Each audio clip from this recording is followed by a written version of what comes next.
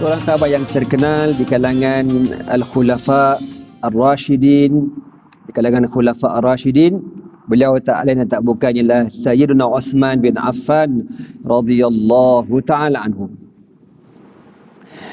Innahu dhu nuraini, beliaulah yang diberi gelaran dua cahaya. Wa sahibul hijrataini, dan yang berhijrah sebanyak dua kali. Pertama kali berhijrah ke Ethiopia, ke Habasyah, dan yang kedua berhijrah ke Al-Madinatul Munawwarah. A'udzu billahi minasyaitonir rajim. Bismillahirrahmanirrahim. Assalamualaikum warahmatullahi taala wabarakatuh. Alhamdulillahi rabbil alamin. Wassalatu wassalamu ala sayyidina Muhammadin wa ala alihi wa sahbihi ajma'in. Allahumma alimna ma yanfa'una wanfa'na bima 'allamtana wa zidna ilman wa 'amalan mutaqabbalan warzuqna rizqan halalan katsiran wasi'an ya arhamar rahimin. Allahumma inna qad istawda'nak bima 'allamtanahu fardudhu ilayna inda hajatina ilayhi wa la tunsina ya rabbal alamin. اللهم أخرجنا من ظلمات الجهل وأكرمنا بنور العلم وأحسن أخلاقنا بنور الحلم وصلى الله على سيدنا محمد وعلى آله وصحبه وبارك وسلم أما بعد. Alhamdulillah, bersyukur kita kepada Allah Subhanahu wa taala kerana dengan taufik dan hidayahnya dapat sama-sama kita menunaikan salat maghrib secara berjemaah. Qala Rasulullah sallallahu alaihi wasallam, inna lillahi tis'atan wa tis'ina isman man ahsaha dakhala al-jannah. Sabda Rasulullah sallallahu alaihi wasallam, sesungguhnya bagi Allah Subhanahu wa taala itu ada 99 nama. Man ahsaha dakhala al-jannah, barang siapa yang membilangnya dimasukkan ke dalam syurga Allah Subhanahu wa taala insya-Allah. Amin. Muslimin muslimat yang dirahmati Allah sekalian, insya-Allah pada malam ni kita akan mendengar kisah seorang sahabat Nabi sallallahu alaihi wasallam. Seorang sahabat yang terkenal di kalangan Al-Khulafa Ar-Rashidin, di kalangan Khulafa Ar-Rashidin, beliau tak lain dan tak bukan ialah Sayyiduna Uthman bin Affan radhiyallahu ta'ala anhu. Innahu dhu nuraini, beliaulah yang diberi gelaran dua cahaya. Wa sahibul hijrataini, dan yang berhijrah sebanyak dua kali. Pertama kali berhijrah ke Ethiopia, ke Habasyah, dan yang kedua berhijrah ke Al-Madinatul Munawwarah.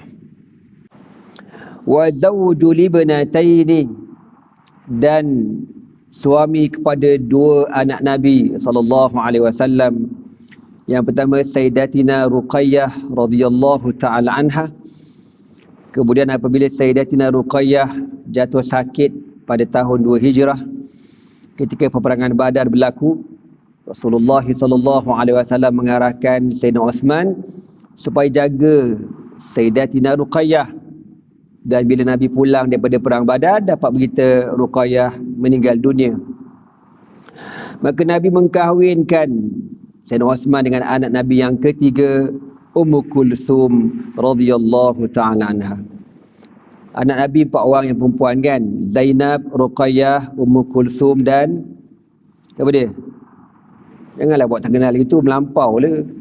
Siti kau kenal, karate baru tahu. Fatimatu Zahra radhiyallahu ta'ala anha atau anhunna jami'an. Kita kalau sebut Fatimatu Zahra, bukan Fatimah Zahra. Zahra benda Zahra, orang Melayu. Nama apa? Fatimah Zahra, bukan Zahra. Zahra, di hujung tu ada alif hamzah. Zahra, gitu. Ni Zahra, Zahra, Zahra. Mana benda? Ya, jadi Fatimah Zahra, anak Nabi yang keempat di kalangan orang perempuan lah. Beliaulah Sayyiduna Uthman bin Affan radhiyallahu ta'ala anhu. Kana Uthman bin Affan ridwanullahi alaihi fi dhurwati min qaumihi fil jahiliyati fahuwa aridul jahi.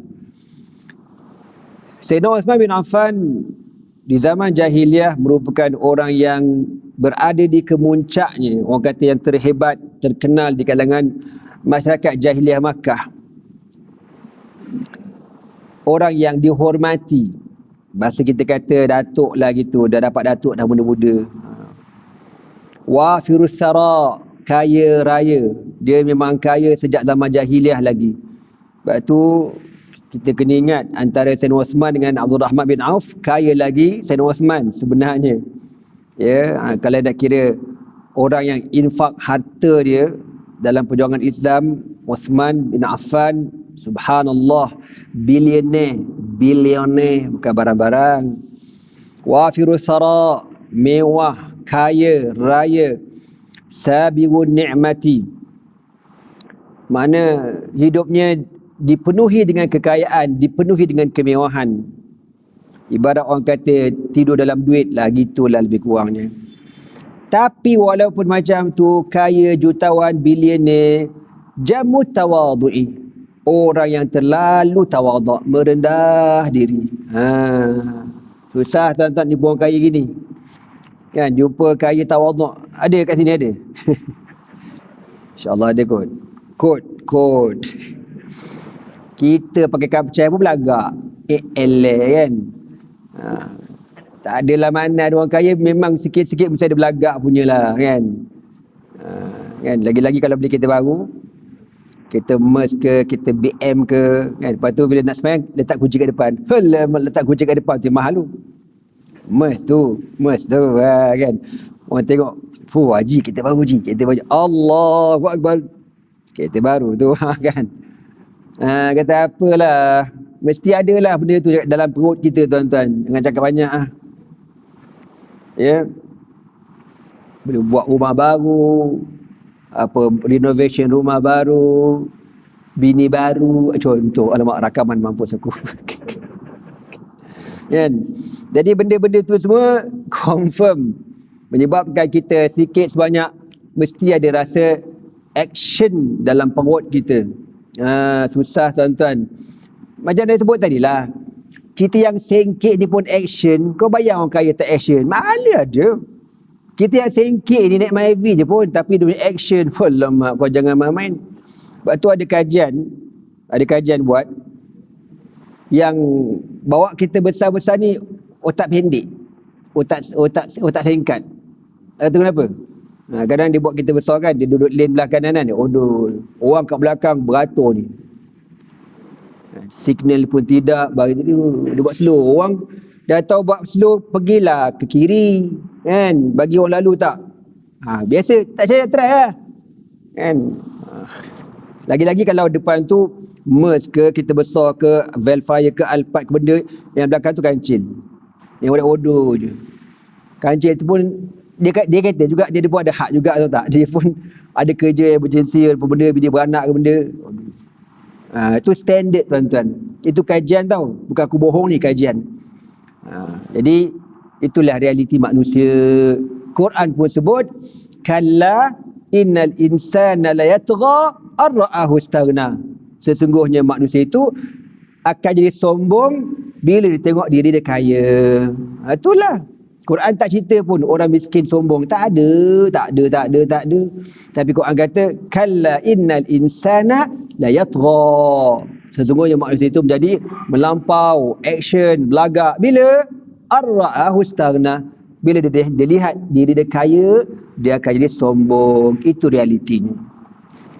Tetapi Sayyidina Uthman bin Affan sejak zaman jahiliyah lagi, jammat tawadhu'i, merendah diri, low profile, tenang.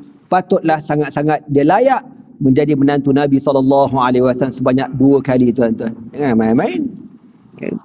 Sehingga Nabi SAW sebut dalam hadis, Nabi kata, kalau aku ada anak dara yang keempat, aku akan kahwinkan yang keempat ni dengan Uthman bin Affan. Masa tu Fatimah Zahra dah kahwin dengan Sayyidina Ali.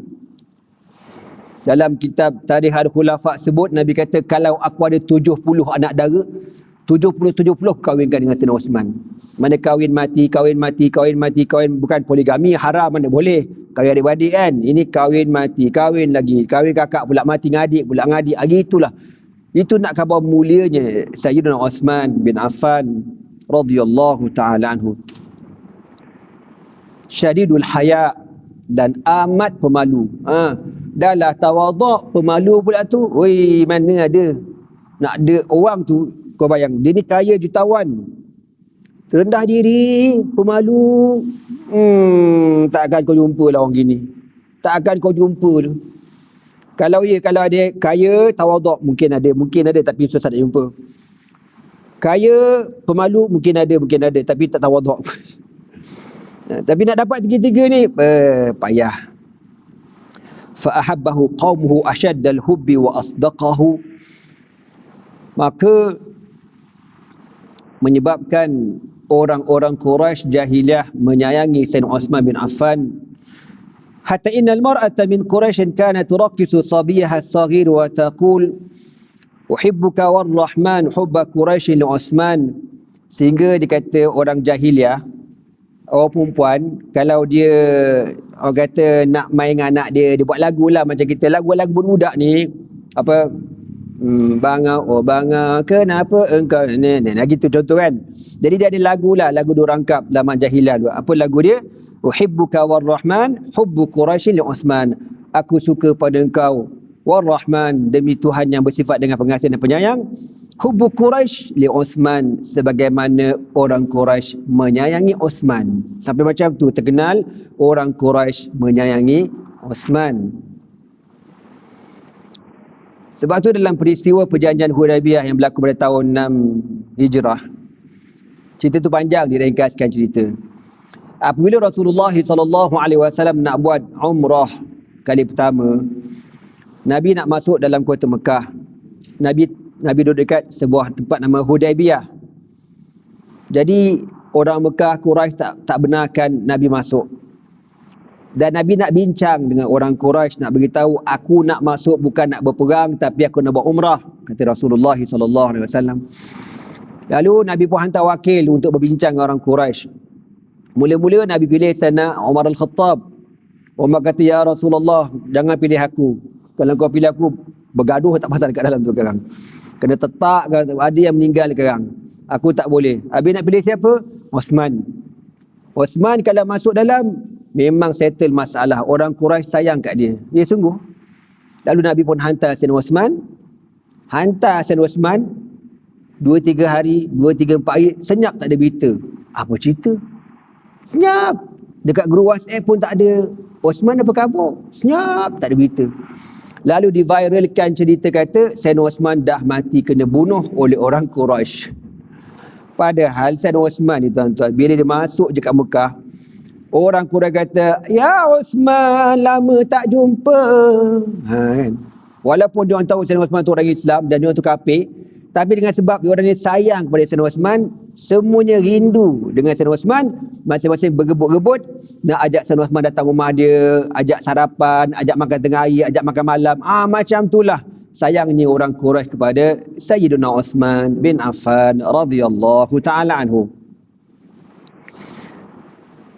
Dalam kitab Tarikh Al-Khulafa ada cerita Sayyidina Uthman bin Affan ini orangnya sederhana, tak tinggi, tak rendah. Asla'u, kepala dia sini botak, belakang ada rambut yang sampai ke bahu. Di wajah dia asarul judari. Dekat wajah Sayyidina Uthman ni ada bekas. Al-judari ni mana macam kita kata apa tu? Chicken pox. Demam campak kan, yang ada macam kita bekas lekuk-lekuk muka tu kan. Macam gitu ada bekas kat muka dia. Bayadun musyraban bil humrati, kulitnya putih kemerah-merahan. Azimu ma bainal mankibaini, berdada bidang. Tawilu zira'aini, lengan dia panjang. Qad kasa sya'ruhu zira'aihi, dan berbulu lengan lebat, bulu lengan dia lebat radhiyallahu ta'ala anhu. Khazla saqaini, betisnya agak kecil. Itu antara rupa paras Sayyidina Uthman bin Affan radhiyallahu ta'ala anhu. Walamma ahalla al-Islam binurhi ala Makkah kana Uthman min as-sabiqin ila al-istida'ati bimishkatihi. Dan ketika cahaya Islam mula tersebar di kota Makkah, Sayyidina Uthman bin Affan antara orang yang terawal mendapat cahaya tersebut. Wal-Islami Uthman bin Affan kisatun ma zala yarwiha ruwad. Dan kisah bagaimana Sayyidina Uthman masuk Islam diceritakan dalam sirah-sirah. Ceritanya, dzalika annahu hina balaghahu fil jahiliyati anna Muhammad bin Abdullah zawaja ibnatahu Ruqayyah min ibni ammiha Utbah bin Abi Lahab. Cerita mula-mula, dia kata Sayyidina Uthman bin Affan ini di zaman jahiliah, dia memang dah lama menaruh hati, menaruh perasaan kepada anak Nabi Sayyidatina Ruqayyah. Masa tu Nabi belum jadi Nabi lagi. Ya, Nabi belum jadi Nabi. Mungkin umur Nabi dalam 30-an, belum cecah 40-an lagi. Jadi Sayyidina Uthman ni dah tengok berkenan sungguh dia nak Sayyidatina Ruqayyah. Tiba-tiba dapat berita Nabi SAW kawinkan Ruqayyah ini dengan sepupu Ruqayyah, iaitulah anak Abu Lahab, Utbah bin Abi Lahab.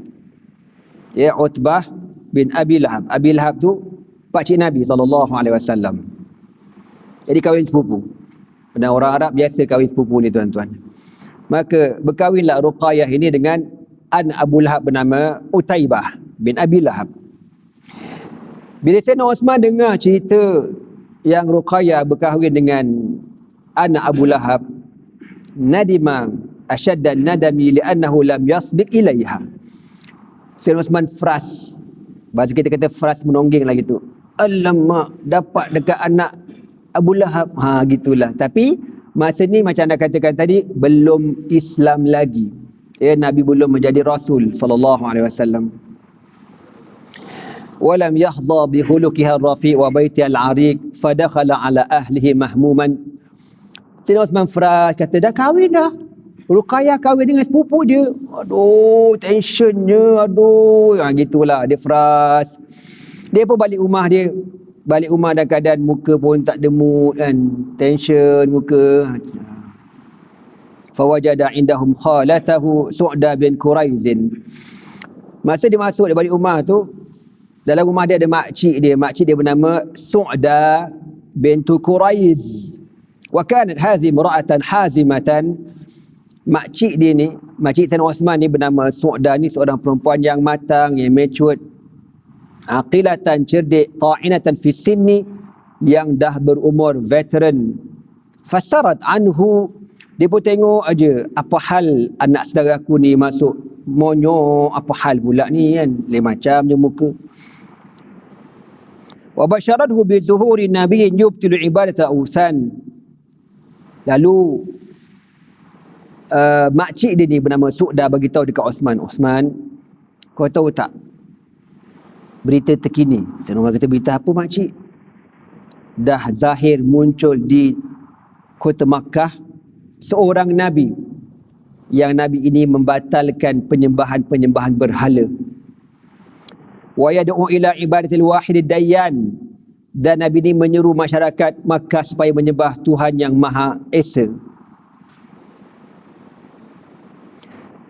yang ad-dayyan dengan makna al-muhasib, al-mujazi, yang Maha Pembalas. Wa raghabathu fi dini dzalika an-nabi. Lalu makcik dia pun khabar ke Sayyidina Uthman, kau ikutlah agama Nabi ni wahai Uthman, kau ikutlah agama dia. Wa basyarahu bi annahu sayanalu indahu ma yabtaghi. Dan makcik tu kata, kalau kau masuk agama ini, kau bersama dengan Nabi ni, kau beruntung wahai anak saudara aku. Qala Uthman, kata Sayyidina Uthman, fantalaqtu wa ana ufakkir fi ma qalathu khalati. Lalu aku pun bila dengar makcik kata macam tu, ada agama baru, ada Nabi baru. Siapa Falaqitu Abu Bakrin Aku pun keluar rumah jalan-jalan, jumpa dengan Abu Bakar As-Siddiq radhiyallahu ta'ala anhu, kawan baik dia. Wa hadathtuhu bima akhbaratni bih, dan aku mau cerita dekat Sayyidina Osman, Sayyidina Abu Bakar As-Siddiq tentang apa yang makcik aku cerita tu. Betul ke? Ajib aku, contohlah bahasa mudahnya kan. Apa yang betulnya? Tadilah makcik aku, makcik Sauda bagi tahu ada seorang Nabi muncul kat kota Makkah. Dia tegah kita sebab berhala dan ajak kita menyembah Tuhan yang Maha Esa. Betul ke benda tu? Kau tahu tak cerita tu? Apa respon Sayyidina Abu Bakar As-Siddiq? Wallahi laqad sadaqat khalatuka. Demi Allah, betul cakap makcik engkau. Fima akhbaratka. Apa yang makcik kau cakap tu betul. Wa basyaratka bil khair ya Uthman. Dia memberi berita gembira pada engkau wahai Uthman. Wa innaka la rajulun aqilun hazim. Dan kau ni wahai Uthman bukan sembarangan. Lelaki yang cerdik, pandai. Keputusan yang kau buat tepat. Hazim, maknanya kalau orang buat hakimun qati'un, maknanya kalau buat keputusan tepat, keputusan kau tu. Ma yakhfa 'alaikal haq. Kau tahu beza antara hak dan kebatilan. Tsumma qala li. Kemudian kata Abu Bakar lagi, ma hadhil asnam allati ya'buduna qaumuna, allati ya'buduha qaumuna. Sayyidina Abu Bakar mula masuk pelan-pelan dekat Sayyidina Osman. Osman, cuba kau fikir sendiri. Patung-patung berhala Tok Pekong ni, apa faedah kita sembah? Apa faedahnya? Orang kita buat Tok Pekong, buat itu buat ni, patut sembah. Apa faedahnya? Kan? Cuba kau fikir sikit, apa faedahnya? Kadang-kadang aku bila cerita ni aku tengok ke vaksin pula tu. Apa faedahnya kalau kau cocok vaksin kena COVID juga? Apa faedahnya? Kan? Cubalah kau fikir sikit. Jangan nak angguk-angguk. Betul aku cakap ni, Syekh. Sebab banyak kes yang dah full vaksin mati juga. Dah berfaedahnya. Macam Nabi kata inna fil habbati sauda shifa'un min kulli da'in la sam. Kau tak nak dengar pula, tak nak beramal pula. Nabi kata sesungguhnya pada al-habbatu sauda, penyembuh segala penyakit kecuali mati. Nabi cakap tu sallallahu alaihi wasallam. Yang tu tak nak pula kau ikut. Bergaya nak cocok. Lepas tu tak cukup, tambah pula benda ni kuasa kuda booster ni. Kan? La haula wala quwwata illa billah. Tapi kena juga. Lepas tu datang pula varian baru ni apa? Artemis Armedon apa benda tak reti aku nyebut. Apa nama ji? Wadah tu kan. Bunyi pun bon gitu ni kan. Lalas dia kata jangan bergantung pada vaksin. Ambil kau. Kata apa? Nabi dah cakap, sebenarnya kita orang Islam cubalah belajar dengar cakap Nabi, tapi tak mau. Cakap kadang marah. Tak cakap, cakaplah juga, kena cakap. Tuan-tuan kena ingat bila Nabi sebut syifa'un, orang kalau belajar bahasa Arab, penyembuh ni ada dua perkataan, dawa'un wa syifa'un. Tuan-tuan baca Al-Quran, baca hadis. Semua penyembuh, Quran guna syifa, Nabi juga guna syifa. Tak guna perkataan dawa. Dawa ni penyembuh juga, tapi tak sepower syifa. Nabi kata pasal habbatu sauda apa dia? Inna fil habbati sauda syifa'un min kulli da'in illa sam. Sesungguhnya pada habbatu sauda penyembuh kepada segala penyakit kecuali mati. Dalam Quran kata apa? Wa nunazzilu minal Qur'ani ma huwa syifa'un wa rahmatul lil mu'minin. Dan kami menurunkan pada Al-Quran itu penyembuh wa rahmatun, dan rahmat kepada orang mukmin. Fi butuniha, apa tu dalam Quran tentang lebah tu kan, mukhtalifun alwanuha fihi syifa'un. Madu tu Allah kata apa? Penyembuh. Quran sebut. Quran tu Allah turunkan. Allah yang turunkan penyakit, Allah yang turunkan penyembuh. Tiba-tiba kita tak mau dengar. Itu yang jadi bala tu. Itu yang jadi bala tu. Kan semalam main sekolah apa benda tu. Dekat Cyberjaya. Habis satu sekolah kena belaka. Padahal semua dah full vaksin belaka. Kenapa kena juga? Memanglah kena ustaz. Ada apa kau cocok? Geram betul aku. Lepas tu yang kes mati pun ramai juga. Lepas cocok, kata tak mati. Geram ni kan. Kadang-kadang fikir apa benda kita sebenarnya? Apa benda kita sebenarnya, tuan-tuan? Inna lillahi wa inna ilaihi raji'un. Sebab tu kita tak ada pilihan. Anak cakap ni bukan apa, nak suruh kita balik kepada pesanan Nabi. Tu je aku nak khabar. Nabi dah cakap, ikut cakap aku, kau takkan sesat. Lan tadillu in tamassaktum bihi ma kitab Allah wa sunnati. Kalau kau ikut betul-betul dua benda ni, kau takkan sesat, Quran dan sunnahku. Balik ke cerita kita, tuan-tuan. Lalu apa kata Sayyidina Abu Bakar As-Siddiq? Wahai Osman, kau fikir kan, apa hal pergi sembah tak ekong ni? Tak ada faedah pun. Kita buat, kita sembah benda ni. Alaysat min hijaratin summin la tasma' wa la tubsir. Anda cakap vaksi kenapa, tuan-tuan? Pasal dekat negara kita ada pakar tau. Seorang pakar nama Dr. Mustafa Ali. Dalam YouTube, dia ni pakar. Dia kata bahaya vaksin ni, ada kesan sampingan bahaya, dia kata. Itu yang cakap tu pakar, bukan kedai mamak, bukan kedai tom yum je cerita ni, kau tahu tak? Kalau aku cakap kau tak dengar pun tak apa, sebab aku ni bukan pakar, aku kerti benda pun. Ni pakar, memang bahagian dia. Tapi tak tahulah apa benda yang ada di sebalik. La haula wala quwwata illa billah. Ikut sangat WHO tu. Ya, belaka, betul belaka. Dan kita sampai bila nak buat penjarakan soft ni pun aku tak tahu sampai bila. Kalau kat stadium boleh pula dapatkan soft, kan? Berjam-jam melantak tengok bola tu, tak ada pula COVID pergi kat situ. Kalau kat surau masjid ada je pula COVID, penampar muka pun tahu, geram macam ni, kan? Maka ada aku kisah. Jadi tuan-tuan semua, itulah kita di akhir zaman ni, berhadapan dengan fitnah. Inna lillah wa inna ilaihi raji'un. Alaysat min hijaratin summin la tasma' wa la tubsir. Kata Sayyidina Abu Bakar As-Siddiq, wahai Osman, bukan keberhala yang kau sembah kulu-kili semalam bagi betul tu pekak buta, tak ada apa-apa manfaat. Apa kata Sayyidina Osman? Bala, betul, cakap engkau betul. Faqala wa inna ma qalathu khalatuka ya Osman qad tahaqqaq.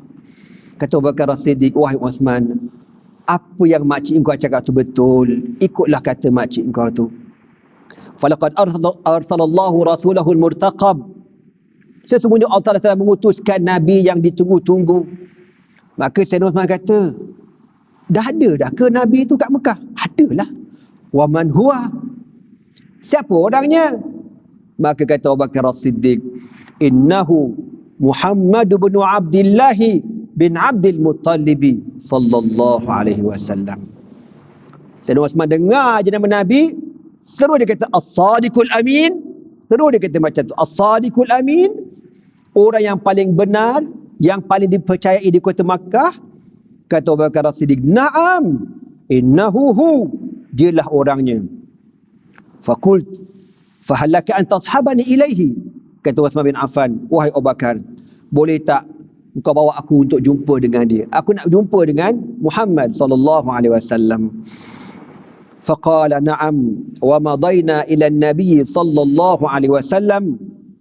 Lalu kami berdua pun bertolak bertemu Nabi Muhammad sallallahu alaihi wasallam. Falamma ra'ani, ketika Nabi tengok je muka aku, apa kata Nabi? Ajib ya Uthman da'i Allah. Wahai Uthman, ikutlah seruan Allah. Ikutlah seruan Allah, masuk Islam. Tinggalkan penyembahan berhala. Nabi kata apa? Fa inni Rasulullah ilaikum khasatan wa ila khalqillahi amatan. Akulah utusan Allah kepada kamu secara khususnya dan kepada seluruh manusia secara umumnya. Apa kata Sayyidina Uthman? Wallahi ma in mala'tu aynayya minhu wa sami'tu maqalatahu hatta istarahtu lah. Dia kata, demi Allah, elok je aku tengok je muka Nabi Muhammad sallallahu alaihi wasallam, tak cakap banyak, tak fikir panjang, terus kata asyhadu an la ilaha illallah wa asyhadu annaka abduhu wa rasuluh, terus masuk Islam. Dia jadi Sayyidina Uthman, tuan-tuan, di kalangan yang kedua, orang luar daripada keluarga Nabi sallallahu alaihi wasallam yang masuk Islam. Ya, kita sedia maklum, yang pertama masuk Islam di kalangan orang perempuan, Khadijah bintu Khuwailid, isteri Nabi. Di kalangan kanak-kanak, Ali bin Abi Talib radhiyallahu taala anhu. Di kalangan anak angkat Nabi, Zaid bin Harithah radhiyallahu taala anhu. Di kalangan bibi Ummu Aiman, hamba bibi Ummu Aiman radhiyallahu taala anha. Di kalangan orang luar yang mula masuk Islam, Abu Bakr As-Siddiq radhiyallahu taala anhu. Lepas tu Sayyidina Uthman bin Affan radhiyallahu taala anhu. Lam yu'min bi Rasulillah sallallahu alaihi wasallam ahadun min qaumihi min Bani Hashim hatta dhalika al-yawm. Semenjak Nabi mula dakwah sampai pada hari Sayyidina Uthman masuk Islam, tak ada seorang pun di kalangan keluarga Nabi, pakcik-pakcik, makcik-makcik yang masuk Islam. Semua buat dono aje, buat yalah, buat tak faham itu kan. Ghairu annahu lam yakun fihi ahadun yunasibhu al-ada ghairu ammi Abi Lahab. Tapi pakcik-pakcik, makcik-makcik, walaupun diorang tak respon dengan Nabi, tapi dia tak mengata ke Nabi. Relax, tenang aja. Kecuali siapa dia? Abu Lahab. Abu Lahab, dia memang tak puas hati dengan Nabi SAW. Kalau kita baca sejarah, Nabi pernah berbincang dengan Sayyidina Ali, macam mana kita nak ajak saudara mara ni supaya berkumpul dan aku akan cerita tentang Islam. Sayyidina Ali kata, ya Rasulullah, kita ajak dia orang, bermula kita cerita lain lah, lepas tu kita cerita pasal Islam ni. Okey, Nabi pun panggil lah pakcik-pakcik, makcik-makcik datang kan, duduk sembang-sembang. Tengah-tengah sembang, Nabi pun bangun. Nabi kata, wahai saudaraku, wahai pakcik, wahai makcik sekalian, fa inni Rasulullah ilaikum khassah wa ilan nasi ammah. Baru start nak berkempen, Abu Lahab bangun. Sudah, kau jangan merapu. Oh, nak berkempen lah pula. Tak belah. Tak ada cakap, kau terus keluar belaka. Jadi dia pun belah belaka. Nabi masih tak putus asa. Nabi kata, kita kena panggil lagi ni kan. Nak macam mana? Ali kata, kita buat makan ya Rasulullah. Surau ni ada makan sokmo kan, masjid ni. Lepas tu ramai orang. Tak adalah. Tuan-tuan semua ikhlas. Jadi tuan-tuan semua, Nabi pun buat makan. Buat makan, tengah-tengah makan tu. Tengah-tengah makan, isyak berapa? 8:17. Tengah-tengah makan, Nabi pun bangun, Nabi berucap kan. Nabi pun cerita macam tadi lah, wahai pakcik-pakcik semua, sesungguhnya aku Rasulullah kepada kamu secara khususnya dan kepada seluruh masyarakat secara umumnya, berimanlah dengan aku. Masa Nabi bangun macam tu, bangun Abu Lahab, Muhammad, akan aku dah kata kau nak pecah belah nak pecah belah masyarakat, kau jangan nak pecah belah ke anak-anak kita. Masa dia kata macam tu, tuan-tuan, bangkit pakcik Nabi Abu Talib tak sedana. Abu Talib, Muhammad, engkau nak cakap apa, cakap aja. Pakcik cover kau, don't worry. Pakcik cover kau, cakap aja. Abu Lahab dengar bengang dia. Akan aku dah cakap. Engkau tengok dah tak sekepala.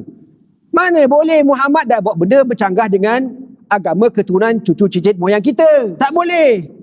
Abu Talib kata, tak apa Muhammad, cakap je. Pakcik cover kau. Bergaduh. Abu Lahab pun keluar, berdemang, keluar tak puas hati, tuan-tuan. Bila macam tu, sikit bila dia keluar, sejak pada itu, tuan-tuan, Abu Lahab bengang gila dengan Nabi SAW. Faqad kana huwa wa zawju Jamil min asyadi Quraisyin qaswatan alaihi wa anafihim idza'an lahu wa tankilan bihi. Abu Lahab bukan dia seorang buat kerja, dia dengan bini dia bernama Ummu Jamil. Nama sikit punya lawa. Ummu Jamil, mak cantik, mak lawa, perangai macam setan. Ya, Ummu Jamil ni. Sama laki bini tu. Jadi ketika ketika Rasulullah SAW dah sampai masanya, Allah kata apa? Fasda' bima tu'mar wa a'rid 'anil musyrikin wa anzir 'ashiratakal aqrabin. Allah kata, wahai Muhammad, dah sampai masanya, engkau akan isytiharkan depan-depan saudara mara anak beranak orang Quraisy tentang kau Nabi. Buat pengumuman, wahai Muhammad. Maka Nabi SAW satu hari panggil orang Quraisy berkumpul dekat Bukit Safa. Ya ma'syara Quraisy, berkumpul. Orang Mekah tuan-tuan, kalau orang lain panggil, dia orang tak layan tau. Tapi bila Nabi Muhammad panggil, sampai yang sakit dekat rumah tu, yang kena COVID kat rumah kata, Muhammad ajak berkumpul, tolong hantar wakil. Muhammad cakap apa aku nak dengar ni, tolong hantar wakil. Hantar wakil, Syekh. Dia tu sakit. Kalau ikut je nak pergi, tapi tak boleh di kuarantin tuan-tuan. Dia tak boleh pergi. Dia tak boleh keluar.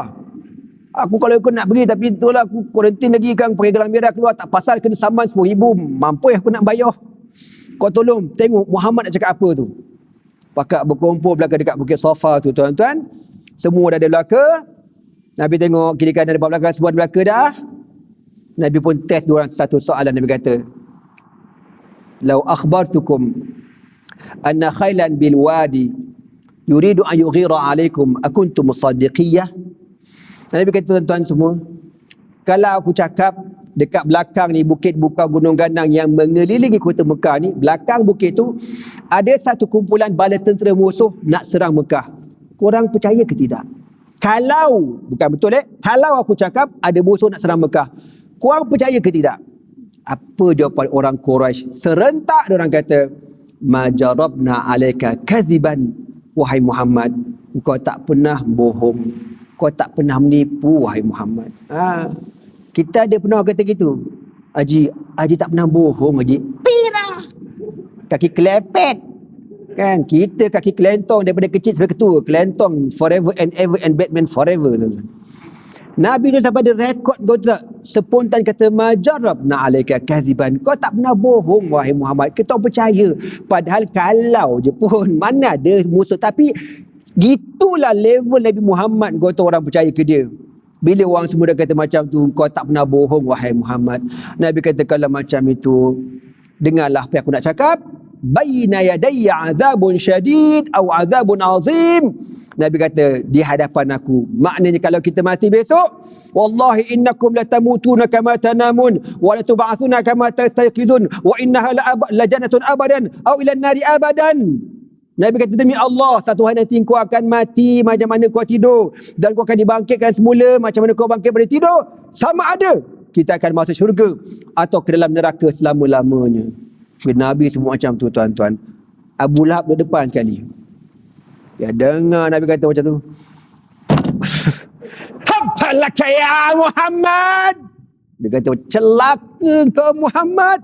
Ali haza jama'tana. Oh, kau kumpulkan kami, kau nak berkempen ni. Dia angkat tangan dia macam ni tuan-tuan.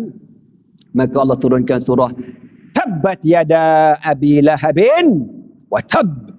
Celaka kedua belah tangan Abu Lahab dan celaka. Baik kau.